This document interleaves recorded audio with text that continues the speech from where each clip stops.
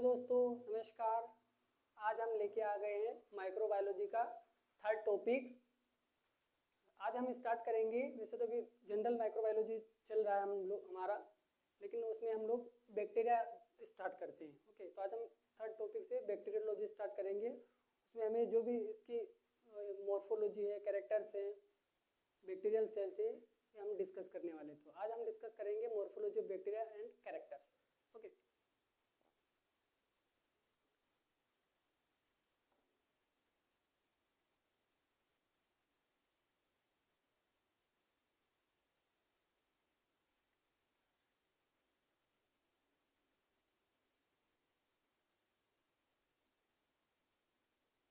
Okay.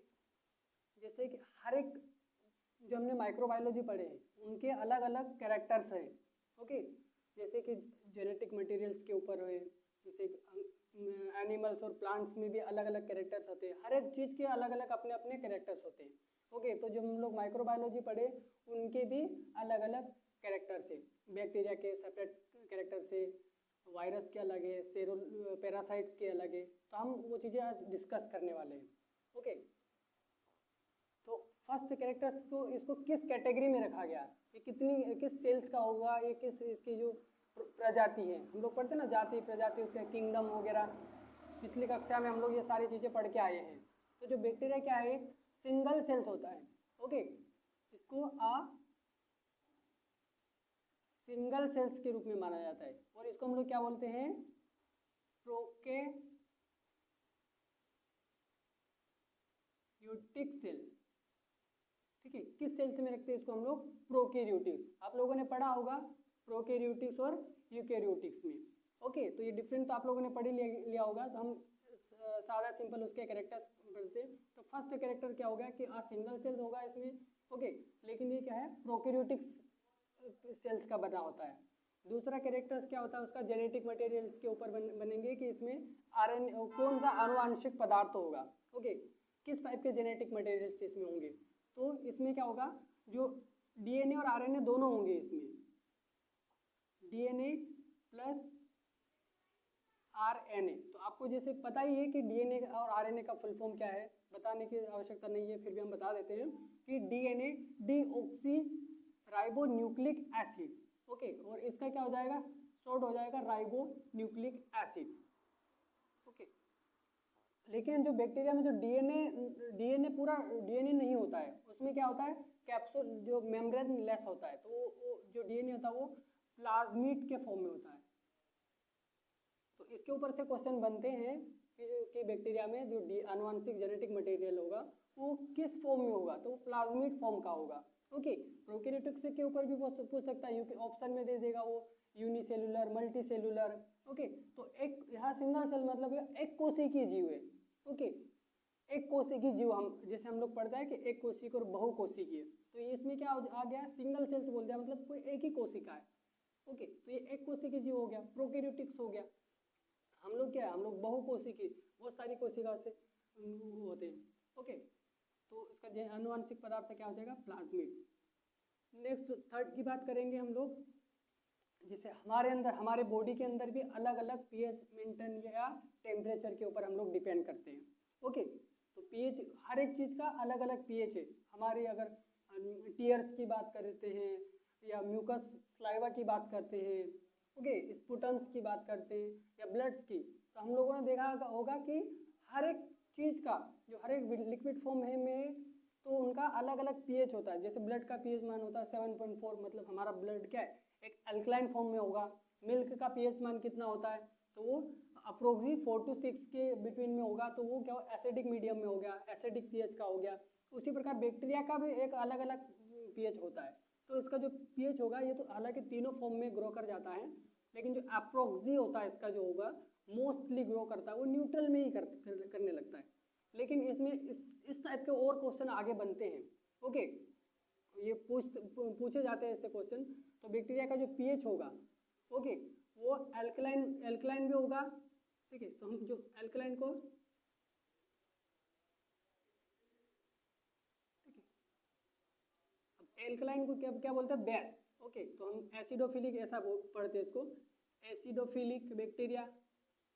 Okay, ऐसे bacteria जो 7 point less, okay 7 point से भी लेस में अगर ग्रो कर रहे हैं तो क्या कौन से बैक्टीरिया कहलाते हैं, वो एसिडोफिलिक बैक्टीरिया। और about at the 7 point, okay कोई सा बैक्टीरिया हम यहाँ बता देते हैं, ऐसे बैक्टीरिया जो 7 पॉइंट से कम, हमारा जो पीएच कितना होता है वो 0 to 13, ओके ये हमारा पीएच होता है, 0 से लेकर 13 तक हमारा पीएच स्केल रहता है। और जो 7 क्या होता है हमारा न्यूट्रल होता है, ओके तो ये क्या हो जाएगा एसिडोफिलिक बैक्टीरिया। ऐसे बैक्टीरिया जो 7 पॉइंट से लो में ग्रो करते हैं वो एसिडोफिलिक कहलाएंगे, और ओनली ऑन 7.0 में ग्रो कर जाते हैं वो न्यूट्रोफिलिक, न्यूट्रल, वो कैसे कहलाएंगे हमारे न्यूट्रोफिलिक, मतलब वो न्यूट्रल है, वो न्यूट्रोफिलिक बैक्टीरिया। और ऐसे बैक्टीरिया जो 7 पॉइंट ऊपर से ग्रो करते हैं वो हो गया हमारा बेसोफिलिक मीडियम के बैक्टीरिया। ओके तो उसके पीएच के ऊपर से भी क्वेश्चन कहीं से भी बन सकता है, एसिडोफिलिक बैक्टीरिया का जो पीएच मान कितना हो सकता है, न्यूट्रोफिलिक, बेसोफिलिक। ओके तो इस तरीके से भी हमें प्रिपेयर रहना है। मैंने पहले वीडियो में, प्रीवियस वीडियो में बताया कि माइक्रो से रिलेटेड एक भी क्वेश्चन बाहर नहीं जाना है। ओके हम इतना कोशिश कर रहे हैं कि माइक्रो का जो सब्जेक्ट है ये आपको, जैसे बताया मैंने कि कॉलेज जैसे हो या कॉम्पिटिटिव के लिए, तो कॉम्पिटिटिव में ही ये माइक्रो ही हमको बहुत ही नुकसान करता है। इसीलिए हम ऐसे कॉन्सेप्ट के साथ में हम प्रिपेयर करवाना चाहते हैं कि एक भी क्वेश्चन आपके बाहर ना जाए, चाहे वो कॉलेज से स्टूडेंट हो या कॉम्पिटिटिव स्टूडेंट हो। ओके क्योंकि इस तरीके से क्वेश्चन बन सकते हैं डीपली तरीके से। नेक्स्ट कैरेक्टर्स की बात की जाए तो ये क्या होता है, अब टेम्परेचर की बात की जाए। ओके टेम्परेचर भी अलग अलग होता है बैक्टीरिया का। टेम्परेचर, तो टेम्परेचर भी इसके 3 प्रकार के होते हैं। ओके जो नॉर्मल बैक्टीरिया होता है वो क्या होता है, नॉर्मल टेम्परेचर में ग्रो कर जाते हैं, उसको हम क्या बोलते हैं, मीजोफिलिक। ठीक है ये टर्म्स है, मीजोफिलिक मतलब जो ऐसे बैक्टीरिया जो हमारा 30 डिग्री सेल्सियस जो कि नॉर्मल टेम्परेचर है उसमें भी ग्रो कर जाते हैं, वो मीजोफिलिक बैक्टीरिया कहलाते हैं।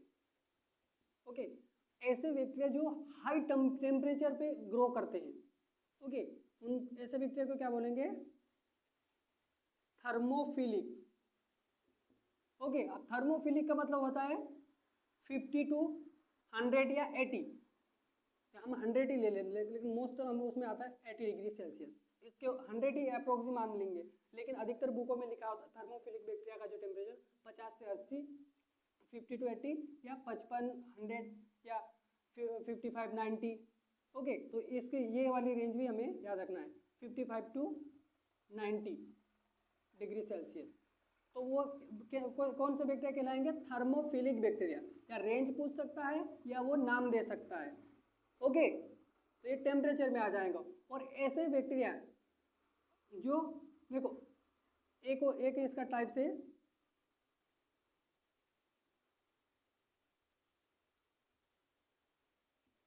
साइकोफिलिक बैक्टीरिया। ओके अब ऐसे बैक्टीरिया क्या हो जाता है, ये 20-5। ओके अब ये इसका कहने का मतलब होता है वो 20 भी हो सकता है और 30 भी हो सकता है। अब इस बैक्टीरिया को नॉलेज नहीं रहता, बहुत सारे ऐसे बैक्टीरिया होता है ना कि मतलब जैसे फाइकोफिलिक मतलब एक साइकेट्रिक टाइप के बैक्टीरिया जिसको कोई अनुभव, जैसे हम इंसानों की बात किए जाते हैं तो जो साइकोफिलिक जो लोग होते हैं जो साइकेट्रिक, ओके जो थोड़ा मंदबुद्धि टाइप के होते हैं, तो उनको क्या गर्म ठंडे का कोई अनुभव ही नहीं होता है। उनको गर्म पकड़ा दो तो वो पकड़े रहेंगे, ठंडी जगह खड़ा कर दो वो खड़े रहेंगे, धूप में खड़ा कर दो तो वो खड़े ही रहेंगे।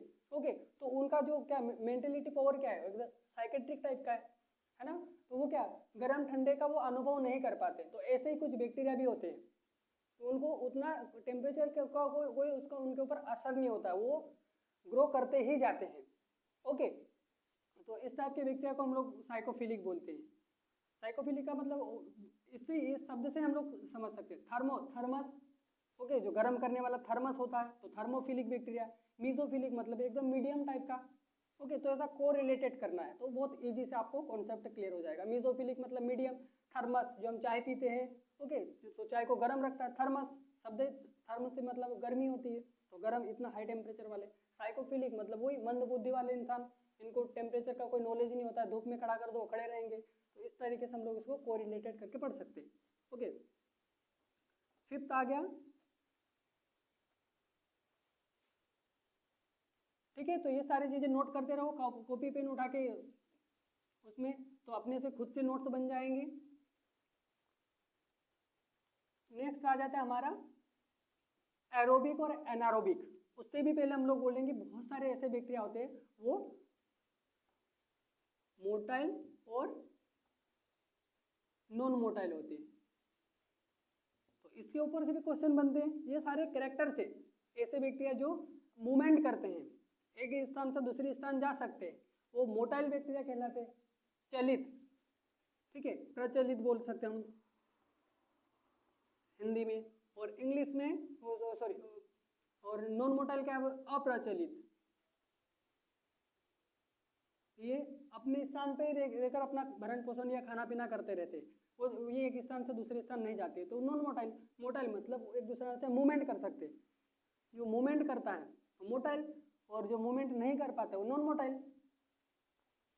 ओके, तो इससे क्वेश्चन बनते हैं, तो जैसे स्पोर्स, पिलाई, अभी हम जब बैक्टीरियल सेल पढ़ेंगे तो मोटाइल मतलब जो बैक्टीरिया के कौन से पार्ट है जो उनको मूवमेंट या मोटाइल कंडीशन प्रोवाइड करवाते हैं, तो फ्लैजिला, पिलाई, स्पोर्स, ये सारी चीजें आप पूछते हैं। नेक्स्ट है एरोबिक और एनाएरोबिक, ठीक है, इसमें क्या होते हैं, ऐसे बैक्टीरिया जो ऑक्सीजन की प्रेजेंट में ग्रो करते हैं, ठीक है, O2 की प्रेजेंट में ग्रो करते हैं, वो एरोबिक, ऑक्सीकारक और अनाक्सीकरण कारक, ऐसा हम हिंदी में जैसे पिछली कक्षा में पढ़ते हैं ना, ऑक्सीजन यहाँ पर प्रेजेंट होता वो ऑक्सी और अनाक्सी, हाँ ये चीजें हम लोग पढ़ते आए हैं, उसी चीजों को इंग्लिश में बोल दिया है इसमें, ठीक है, जो ऑक्सीशोषण और अनाक्सीशोषण, राइट, 12th क्लास में हम लोग ऑक्सी और अनाक्सी पढ़ते हैं, वही सारी चीजें देखते हैं हम यहाँ पढ़ेंगे। तो जो ऑक्सीशोषण हमने पढ़ा था, मतलब क्या, ऑक्सीजन की जरूरत रिक्वायरमेंट है वहाँ पर, प्रेजेंट है ऑक्सीजन, तो वो एरोबिक कंडीशन हो गई। एनारोबिक कंडीशन, अनाक्सीशोषण हो रहा है, जहाँ पर क्या हो रहा है, ऑक्सीजन है ही नहीं, अब्सेंट है, ओके, O2 क्या है, अब्सेंट है, जब O2 अब्सेंट है तो यहाँ पर क्या होगा, CO2, ये तो अब्सेंट होगा लेकिन ये प्रेजेंट होगा, यहाँ पर ये क्या होगा, अब्सेंट, प्रेजेंट होगा, ओके। ऐसे बैक्टीरिया जो ऑक्सीजन की उपस्थिति में ग्रो करते हैं वो एरोबिक, और एनारोबिक जो ऑक्सीजन की अनुपस्थिति में ग्रो कर जाते हैं वो क्या कहलाते हैं, हमारे एनारोबिक बैक्टीरिया। लेकिन ऐसे बैक्टीरिया जो ऑक्सीजन की उपस्थिति में और उसकी अनुपस्थिति में भी ग्रो कर जाते हैं, ओके, क्या किस टाइप का बोला गया है कि ऐसे बैक्टीरिया जो ऑक्सीजन और ऑक्सीजन हो तो भी ग्रो कर जाता है और वो नहीं हो फिर भी ग्रो कर जाता है, तो वो फैकल्टेटिव मतलब कुछ मात्रा में ऑक्सीजन है, ऐसे बैक्टीरिया को हम लोग बोलेंगे फैकल्टेटिव एनारोबिक बैक्टीरिया। इन बैक्टीरिया को कोई फर्क नहीं पड़ता है ऑक्सीजन हो या नहीं हो, ओके, तो ऐसे बैक्टीरिया को हम लोग बोलेंगे, क्या बोलते हैं, फैकल्टेटिव एनारोबिक बैक्टीरिया, ठीक है।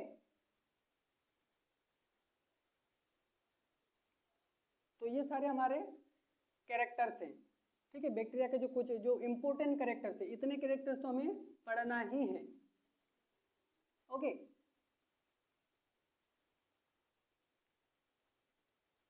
तो इसका स्क्रीनशॉट ले सकते हो।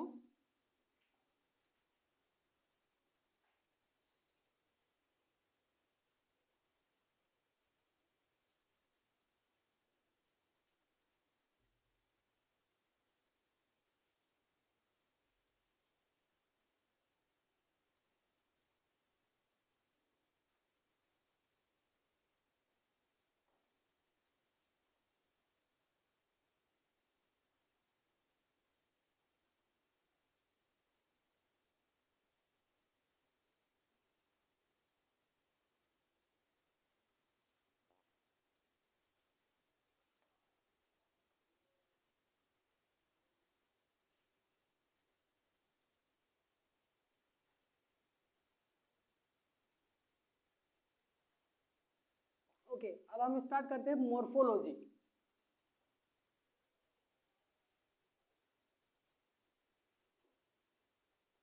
मॉर्फोलॉजी ऑफ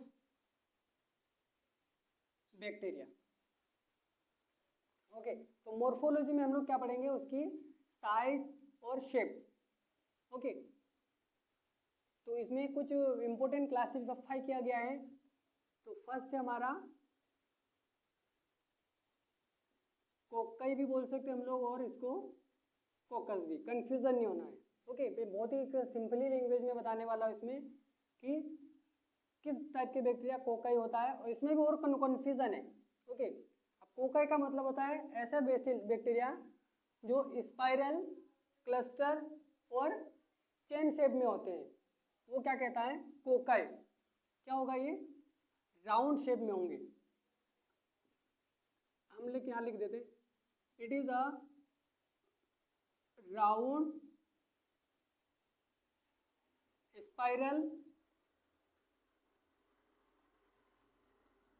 इन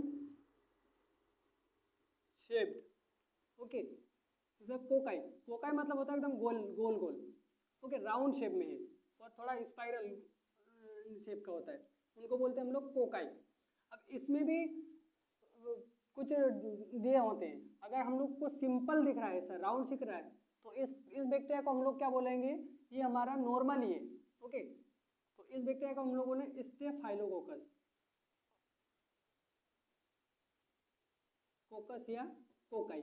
ओके, अब इसके ऊपर से क्वेश्चन कैसे बनेगा कि ये स्फेरिकल एंड क्लस्टर फॉर्म ऐसा देगा, तो हमें क्या लिखना है, स्टेफाइलोकोकस। क्या देगा वो, स्फेरिकल एंड क्लस्टर फॉर्म देगा। तो हमें दिख रहा है थोड़ा स्फेरिकल है और थोड़ा क्लस्टर टाइप का है, तो वो किस टाइप का बैक्टीरिया कहलाता है, स्टेफाइलोकोकस।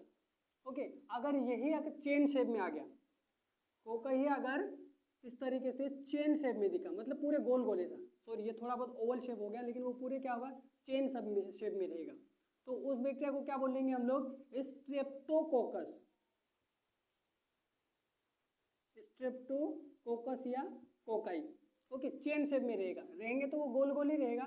ये थोड़ा गलत बन गया, ये राउंड शेप और क्लस्टर शेप में रहेगा, लेकिन वो चेन शेप में रहा। अगर चेन शेप में आ गया ना तो स्ट्रेप्टोकोकस। याद रखिए, स्टेफाइलोकोकस अलग है और स्ट्रेप्टोकोकस अलग है। अगर चेन शेप बोला तो ही हमको याद रखना, चेन शेप, चेन जो गले में हम हार पहनते हैं चेन, उसी टाइप का चेन शेप, तो वो हमारा स्ट्रेप्टोकोकस हुआ। ओके, ये कोकाई के फॉर्म है। अगर इसमें हमें सिर्फ दो चीजें इस तरीके से देखने को मिला है, ओके, जिसे हम दो शेप कैसे काटते हैं और आधा शेप उसे काट के देखते हैं, तो इस तरीके से उसकी स्ट्रक्चर दिखती है। ठीक है, तो इस तरीके से हम लोग दो चीजें दिखी है, तो इसको बोलेंगे हम लोग डिप्लोकोकाई। ये क्या है, दो है, डिप्लोकोकाई या कोकस। ओके, कोकाई कोकस एक ही चीजें हैं, ध्यान रहे। अगर इसी टाइप का बहुत सारे दिखेंगे, ओके, या 4 दिखेंगे, मान लो इस तरीके से दिखे, ओके, 4 का मतलब होता है, अब 3 होता तो वो ट्राई हो जाता है, ठीक है, डिप्लो, और अगर 3 होता तो ये ट्राई हो जाता है। तो ये कितने हैं, 4 है, तो 4 को क्या बोलेंगे हम, टेट्रा। Okay, tetra cocci. ठीक है, एक सिंपल है, ये अलग अलग है। सिंपल दिखा तो स्टेफाइलोकोकस एक ही दिखेगा, तो स्टेफाइलोकोकस लिखना है। चेन शेप में दिख रहा तो स्ट्रेप्टोकोकस लिखना है। अगर हमें दो चीजें, दो गोले दिख रहे एक साथ लदे हुए, ओके, इस तरीके से, तो डिप्लोकोकस या हाँ, डिप्लोकोकाई या कोकस लिखना है। ओके, 3 तो दिखेंगे ही नहीं, ठीक है, 3 किस तरीके से, अगर 3 दिखेंगे तो वो चेन बन जाएगी, इसलिए ट्राई का कोई सवाल ही नहीं पैदा होता। देखो, अगर ये देखो मैं यहाँ पर 3 बना देता हूँ तो वो वही वापस चेन बन गई है। ओके, इसलिए कोई ट्रिप्टोकोकस इस तरीका नहीं होता, ट्रिप्टोकोकस ये हमारा चेन शेप में ही आ जाएगा। ओके, तो हमें अगर इस 4 शेप में दिखे, 4 अलग अलग, ओके, खाने के रूप में, ओके, ये 4 जैसे देख रहे हैं तो टेट्राकोकाई। ओके, अगर हमको यही 8 फॉर्म में दिखे, ओके, मतलब बहुत सारे गुच्छे में दिख जाएगी इस तरीके से, हमें कुछ समझ में नहीं आएगा। हर 8-8 प्रकार की उसमें गुच्छा टाइप का बन जाएगा, ठीक है। उसको 8 कोकाई बोलते हैं। ओके, मतलब बहुत सारा गुच्छा, जैसे कि अगर वो जो चिड़िया का जो घोंसला रहता है ना, उस तरीके से दिखा तो वो क्या हो जाएगा, 8 कोकाई। ओके,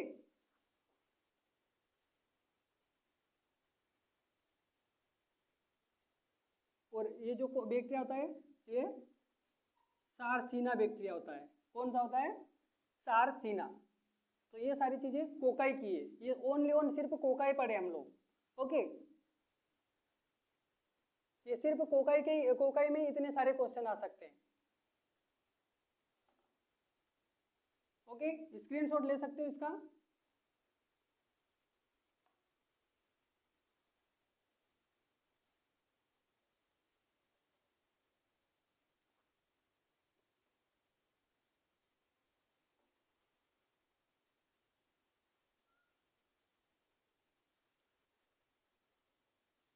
ओके, नेक्स्ट आएगा हमारा सेकंड, बेसिलाई या बेसिलस भी बोलते हैं इसको। ओके, एक ही चीज है, बेसिलाई बोलो या बेसिलस बोलो, एक ही चीज है। अब बेसिलाई का शेप क्या होगा, ये rod shape. Okay, it is a rod and stick in shape. Okay, rod and stick, जो छड़ी होती है ना, स्ट्रिक वो छड़ी छड़ी जैसा, और वो रोड शेप का। ठीक है, तो रोड और छड़ी किस टाइप का है, एक लकड़ी टाइप का, इस तरीके से दिखेगा। ओके, इस तरीके से। ओके, तो उनको क्या बोलेंगे हम लोग, बेसिलाई। जैसे माइकोबैक्टीरियम ट्यूबरकुलोसिस, वो भी क्या है, हमारा एक बेसिलाई है। बहुत सारे ऐसे चीजें हैं। ठीक है, यहाँ पर मैं लिख देता हूँ, माइकोबैक्टीरियम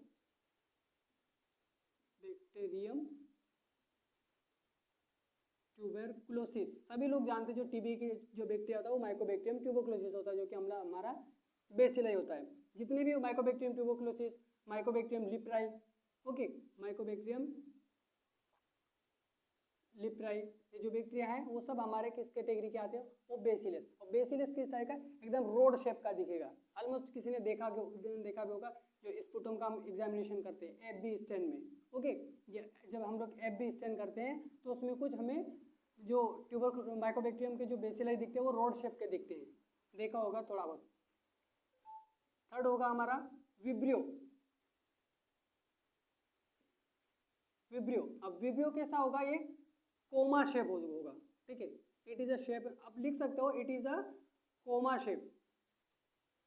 ठीक है, अब कोमा मतलब जो क्वेश्चन मार्क होता है। ठीक है, comma and question mark shape. Question mark shape किस तरीका से बनेगा हमारा, इस तरीके से। ओके, इस तरीके से हमारा बैक्टीरिया देखने को मिलता है, मतलब थोड़ा उसमें कर्व होगा। ओके, मतलब इसी तरह का, अगर ये हमें ऐसा इस तरीके से ऐसा रोड देखने को मिला, इस तरीके से कहीं से भी अगर मुड़ा हुआ दिखा है तो वो होगा हमारा विब्रियो। तो इसमें जो विब्रियो कोलेरा है वो उसी शेप में होगा। मोस्टली बैक्टीरिया जो इस शेप के दिखाई देते हैं, उसमें एक फ्लेजिला भी होता है उसको मूवमेंट करवाने के लिए। ओके, इस तरीके से। तो ये सारी चीजें नोटिस करने हैं विब्रियो कोरियल। बस इसमें जो कोमा शेप होगा, ओके, वो कौन कौन से टाइप के बैक्टीरिया होगा, ये सारी चीजें पूछते हैं, तो ये हमें नोट करते रहना है। फोर्थ है, कुछ बैक्टीरिया होता है स्पाइरल शेप में होता है। Okay, spiral and coil shape. ठीक है, अब स्पाइरल मतलब इस तरीके से, इस तरीके से, या स्प्रिंग टाइप के। ओके, जो स्प्रिंग टाइप होती है ना, जैसे हम कोई कोई वायर भी लगाते हैं तो उसको थोड़ा स्प्रिंग टाइप का बनाते हैं फिर लगाते हैं, तो उस तरीके से शेप में देखने को मिलते हैं। तो इस पर जो अपना हीटर होता है, ओके, तो हीटर भी क्या होता है, ये जो हीटर की जो कोइल होती है वो एक स्पाइरल शेप में होती है, तो उस शेप में भी बैक्टीरिया होते हैं। तो जो हमारा स्पाइरोचेट्स होता है,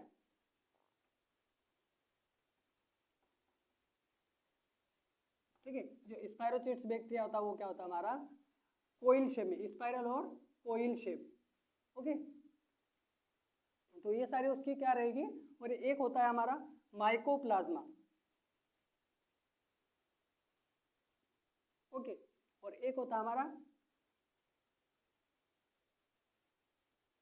सूडो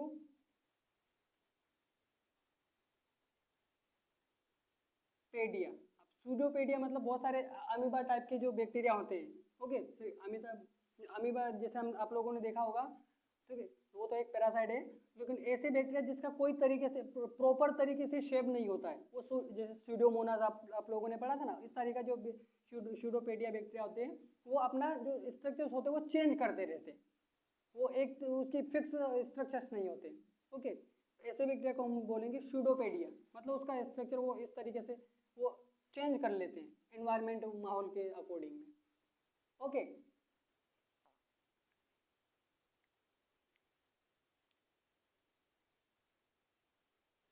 तो इस तरीके से हमारे मोर्फोलॉजी रहेगी और किस तरीके से क्वेश्चन बन सकते हैं। ओके, तो हम आइए क्वेश्चन देखते हैं कि which bacteria are seen in cocci and chain in shape. ऐसे बैक्टीरिया जो हमें कोकाई और चेन शेप में दिखते हैं। और लाइक अभी हमने बताया, ड्रॉ करके बताया कि किस तरीके से चेन और कोइन शेप में बनते हैं।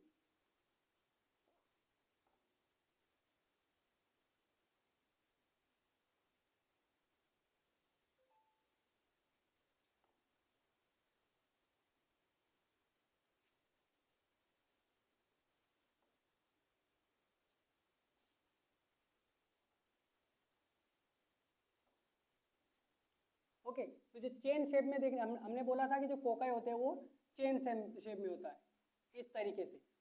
तो आई होप कि सभी को पता चली गया होगा कि कौन सा बैक्टीरिया हो जो चेन शेप में होता है। हो सकता है देखो इसमें कंफ्यूजन वाली बातें हैं। एक चीज रह गई, कोकोबैसिलाई एक रह गई है, सॉरी, एक कोकोबैसिलाई के बताना हो गया जो क्या कोकाई में होगा और बेसिलाई शेप में होगा। ऐसे बैक्टीरिया जो कोकाई मतलब थोड़ा ओवल शेप, एग के आकार के होते हैं। जो हमारा एग होता है ना, इस तरीके से ओवल शेप में होगा। ओके, जो ओवल शेप का बैक्टीरिया होता है उसको हम लोग तो क्या कोकाई भी नहीं बोल सकते और रोड भी नहीं बोल सकते। तो ऐसे बैक्टीरिया को हम लोग बोलेंगे कोकोबैसिलस। ओके, कोकोबैसिलस मतलब दोनों का मिश्रण है। तो यहाँ पर हम देखते हैं कि कोकोबैसिलस तो हट ही जाएगा। दिक्कत है स्पायरोचिट्स। अब स्पायरोचिट्स हमने अभी जस्ट डिस्कस किया कि स्पायरोचिट्स क्या चाहिए। ओके, तो एक बार हम क्वेश्चन और रिपीट करते हैं, इसका राइट आंसर करना कि ऐसे बैक्टीरिया जो कोकाई है और चेन शेप में दिखते हैं उनको क्या कहते हैं। ओके, अगर चेन की जगह क्या आता है स्पाइरल और क्लस्टर आता है तो हमारा आंसर क्या आना चाहिए था, ए। लेकिन यहाँ पर ओनली पूछा है cocci shape, sorry chain shape में, तो हमारा जो राइट आंसर आएगा सी। ओके, अगर आप ध्यान से देखे होंगे तो इसका आंसर सही समझ गए होंगे और आई होप कि सभी बच्चों ने सही लगाया हो। ओके, सॉरी यहाँ पर कुछ ऑप्शंस चेंज हो चुके हैं। ओके, ये जो सेकेंड ऑप्शन हमारा चेंज हो गया, ऑप्शन किसी और का आ गया है।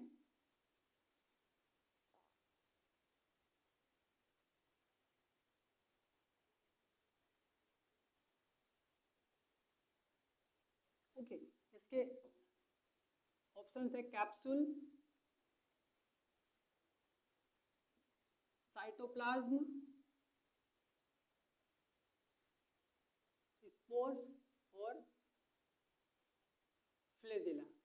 सॉरी वो जब क्वेश्चन हम लोग बनाने बैठे थे तो क्वेश्चन दूसरा हो गया और ऑप्शन उसमें दूसरे डल गए थे। तो देखो दूसरे में क्या बोला, it can resist temperature, humidity and other environment condition. Okay, ये क्वेश्चन समझने वाला है कि जो बैक्टीरिया का हम लोग पूरी बैक्टीरियल सेल पढ़ेंगे उसका जो एक एक्स्ट्रा क्वेश्चन आ गया था वो मैं यहाँ पर बता दे रहा हूँ। ओके, ये जो है हमारा बैक्टीरियल सेल्स का क्वेश्चन आया हुआ है। ओके, जो इससे पहला क्वेश्चन था वो इन्वायरमेंट के ऊपर से था, बट यहाँ पर थोड़ा मिस प्रिंट हो गया।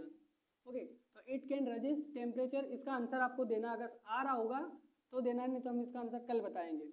ओके, तो इसका जो मीनिंग क्या है वो समझ लेना है कि इनमें से जो बैक्टीरिया के पार्ट्स दिए हुए हैं, ओके, तो ऐसा कौन सा बैक्टीरियल पार्ट्स है जो temperature, humidity and environment condition को रजिस्ट करता है, ओके, मतलब बैक्टीरिया का ऐसा कौन सा पार्ट्स है जो बैक्टीरिया को क्या टेम्परेचर से बचाता है, ह्यूमिडिटी, ओके, एंड इन्वायरमेंट, हर एक अदर जो इन्वायरमेंट है उसको अफेक्ट करते हैं, तो कौन बचाता है?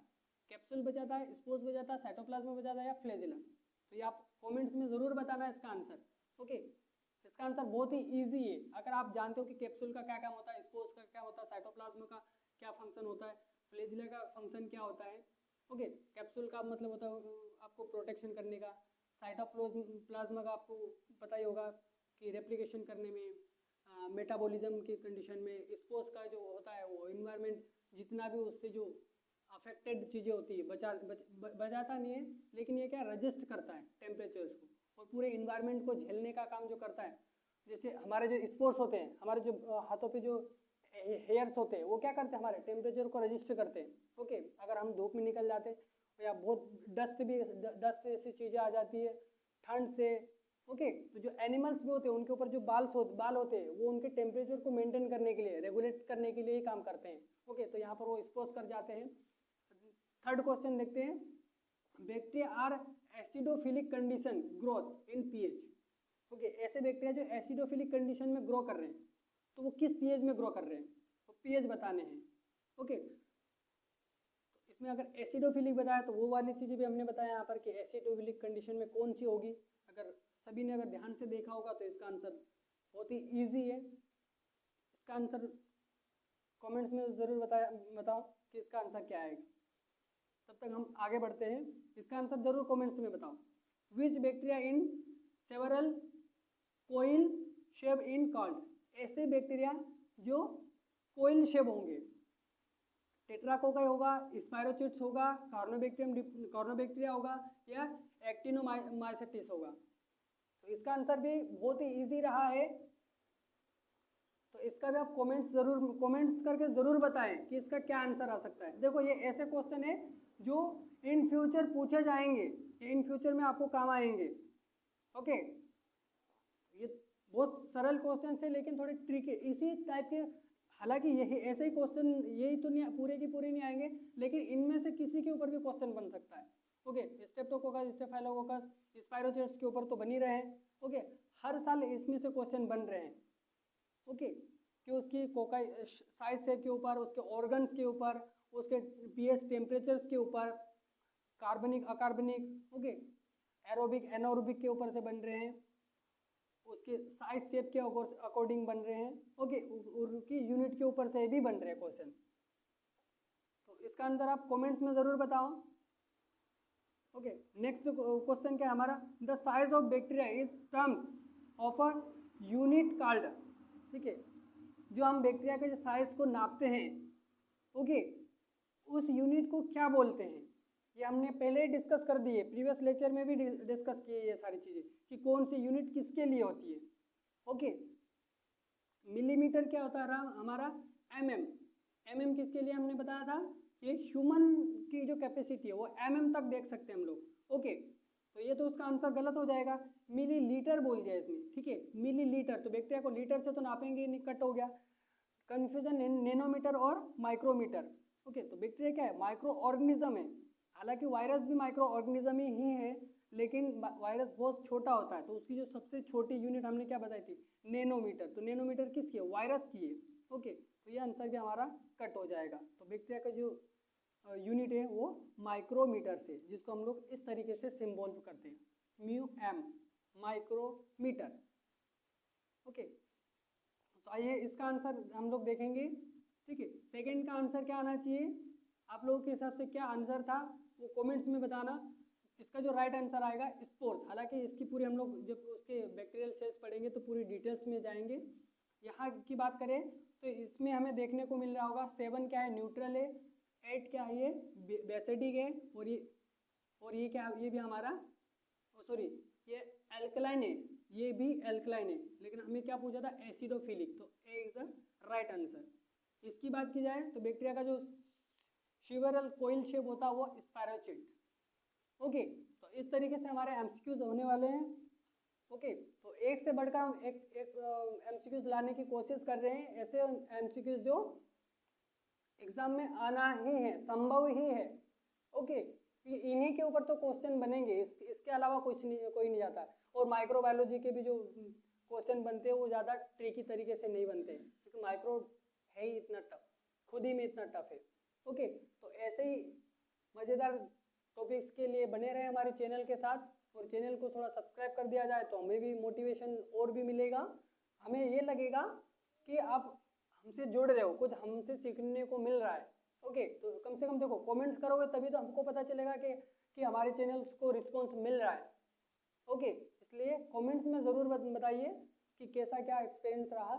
तो ऐसे हम लोग अच्छे अच्छे वीडियो लेके आने वाले हैं माइक्रोबायोलॉजी से।